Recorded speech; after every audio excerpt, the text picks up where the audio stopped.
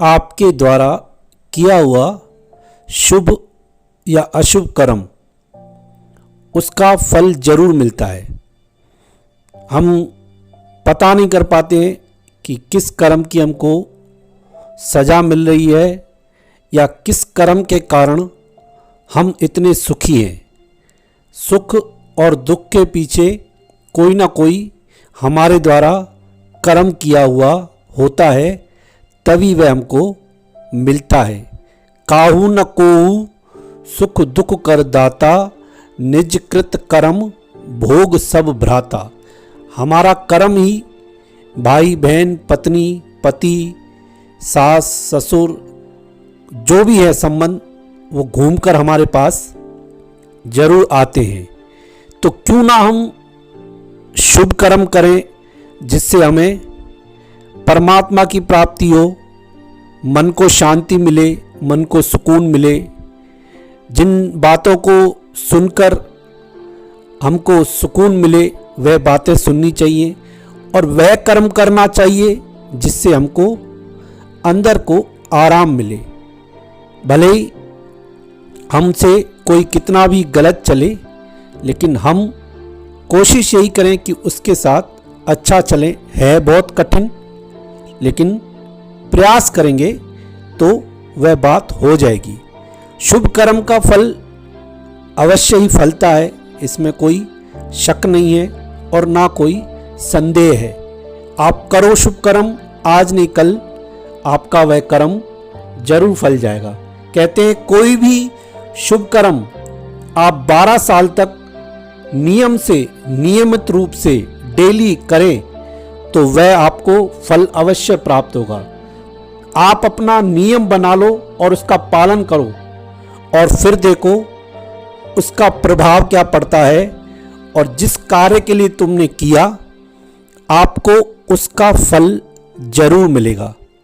इसके पीछे एक कथा जुड़ी हुई है और वह कथा इस प्रकार से है कि एक व्यक्ति था, बड़ा ही पैसे वाला, धन था उसके पास बहुत, पर एक नंबर का कंजूस था और सत्संग भी सुनता था, संतों के पास भी जाता था, पर मन का बड़ा कंजूस और देने के नाम पर बड़ा।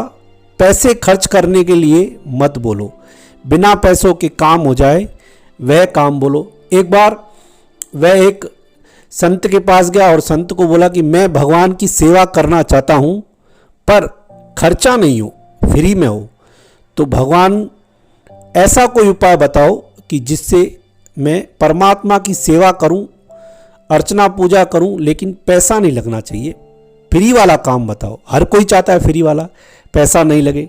तो संत ने उसको उपाय बताया, बोला आप मन से भगवान की पूजा करो, मानसिक पूजा जिसको बोलते हैं वह पूजा तुम करो।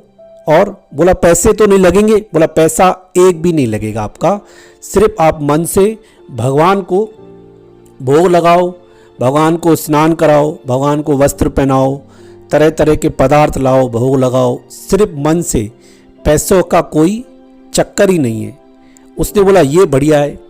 अब नियमित रूप से वह भगवान की सेवा करता, उठता, खुद स्नान करता, फिर भगवान को स्नान कराता, मन से स्नान कराता, मन से वस्त्र बदलता, मन से तरह तरह के भगवान को महंगे महंगे वस्त्र, हीरो जवाहरात के, मन का क्या लगता है, मन से थोड़ी कुछ पैसे लगते हैं, मन से करता और खूब भगवान की सेवा करता। नियमित रूप से उसने करीबन 15-16 साल भगवान की सेवा की। एक बार भगवान को वह खीर का भोग लगा रहा था, खीर बनाई और भगवान को भोग लगाने के लिए तैयार कर रहा था। खीर तैयार करते करते उसके अंदर उसने मन से कर रहा था सब, चीनी डाली तो उसको लगा कि चीनी ज़्यादा चली गई है, शक्कर ज़्यादा चली गई है, मैं उसको निकाल लेता हूँ। तो जैसे ही वह उसको इधर उधर देखा, कोई चम्मच नहीं मिला और हाथ से निकालने लगा, मन से, ना कि तन से, मन से सेवा कर रहा है और मन से खीर बनाई।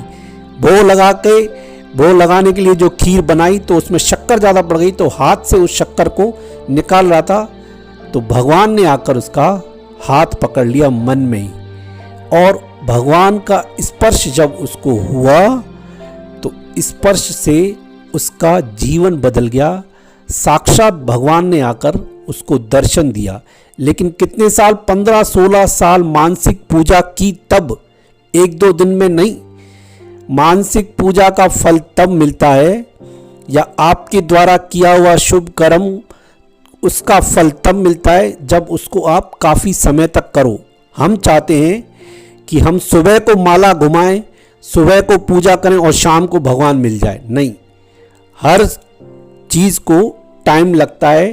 पृथ्वी में बीज बो तो उस बीज को पेड़ होने में काफ़ी समय लगता है। तो उस भगत का, जो ब्राह्मण कंजूस था, जो पंडित, वह इतना कंजूस 1 रुपया खर्च नहीं करे, लेकिन मानसिक पूजा से उसने भगवान को खुश कर दिया और उसकी पूजा का, उसके शुभ कर्म का फल उसको मिल गया। उसने सब छोड़ छाड़ कर, जो भी भगवान ने उसके अंदर ऐसा भाव प्रकट कर दिया, सब दान पुण्य करके, और वह भगवान की सेवा में लग गया। तो हमारे द्वारा किया हुआ शुभ कर्म फल आज नहीं कल फलता जरूर है।